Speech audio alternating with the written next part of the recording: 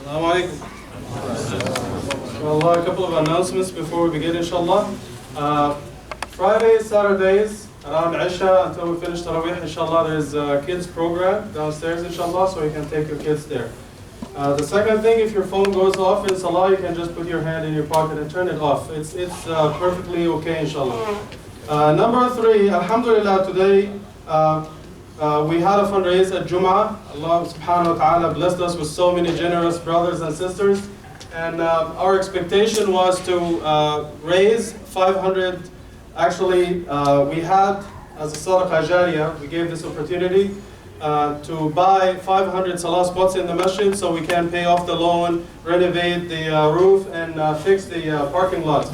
So out of the 500 prayer spots in the masjid, alhamdulillah, at Jum'ah today, we sold 300. Takbir. Allahu Akbar. Takbir.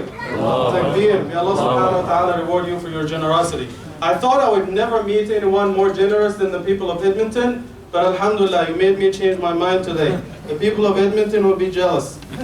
So alhamdulillah, until the end of Ramadan, we have 200 spots in the masjid, 200 salah spots.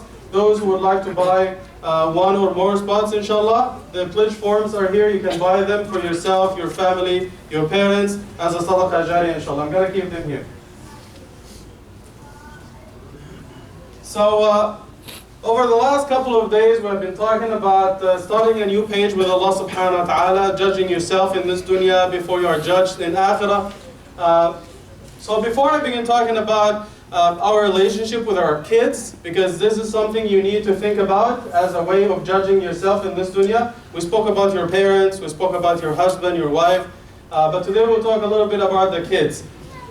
One of the scholars, his name was Rabi' ibn Khaytham. And there are different narrations from other scholars. He used to judge himself in this dunya. So every time he did something wrong, there was a way, a very unique way of judging himself. How did he do it? He made a grave in his bedroom. Like by the wall, he dug a grave and it has a heavy cover or lead. So every time he did something wrong, or he got distracted by dunya, so he wanted to remind himself of akhirah and the day of judgment and the grave, he will go inside the grave, and it was very dark, and his kids and his wife, they would just put the lid or the cover over him. And he would tell them, half an hour, I'm going to judge myself, half an hour, come back, open the door for me, I'll come out. Alhamdulillah. So every time he will go there in the grave, it's very dark, and he's going to start crying, and he feels like he's being judged in the grave.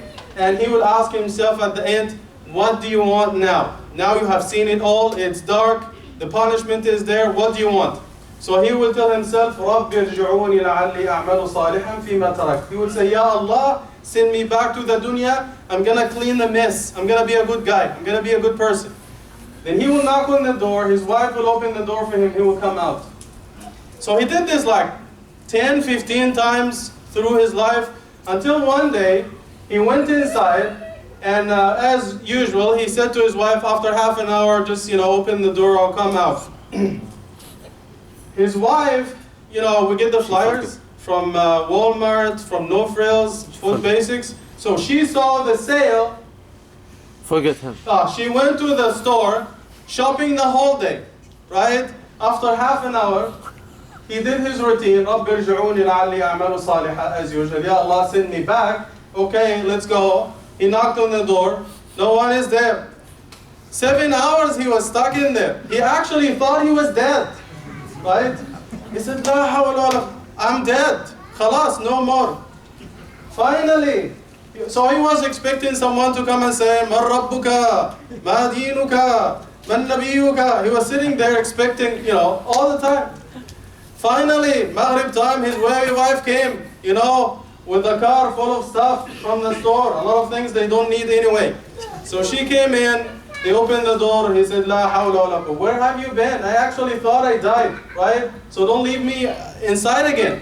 And he told himself, work for the day, you're going to knock on the door, no one will open for you, right? This is your last chance. So keep this image in your mind.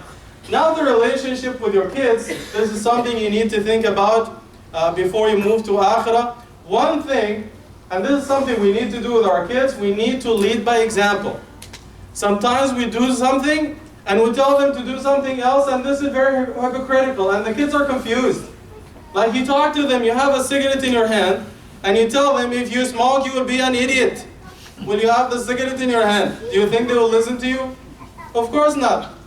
You tell your kids that backbiting is haram, but our neighbor is ugly. They will never listen to you because you are backbiting people. And so on and so forth. There is this story, it's a true story of a brother. Someone called him. His son was telling the story. So he said, this man called. My dad didn't like him. So my dad said, okay, answer the phone, answer the phone. So I picked up, and he said to his father, this is Ammu Ibrahim. He said, I'm not here.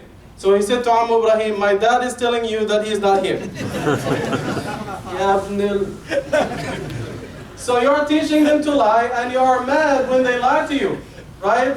So we confuse our kids. You know, you have to raise them and lead by example. In Jum'ah, a few weeks ago, I gave this example that some of us, we come here, we don't follow the adab of Islam. Sometimes we get a convenience store, we sell pork, we sell beer, and your son will come to you, Dad, but the Imam says, you know, this is haram. And you tell him, no, no, no, no. If you sell it to a Muslim, it's haram, but if you sell it to a kafir, it's okay. 15 years later, your son will come to you, Dad, you know, I have a girlfriend. So your dad will say, but the sheikh said in the masjid it's haram. So your son will tell you, no, I'm dating a kafir girl. She's not Muslim, so it should be okay. So the argument will come back on you, right? So don't use that stuff with your kids. So you should lead by example. You don't expect them to do the opposite of what you are saying. They're like sponges. They will watch you, they will observe you. Everything you do, they will follow.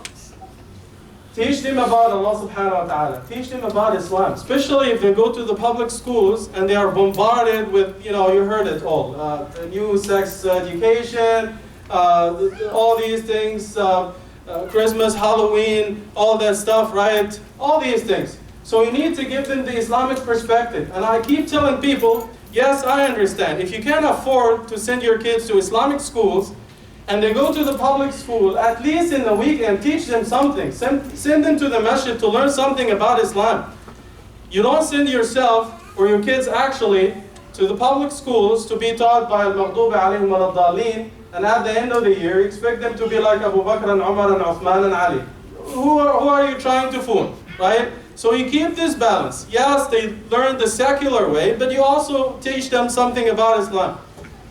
In the Quran, the prophets were always talking to their kids.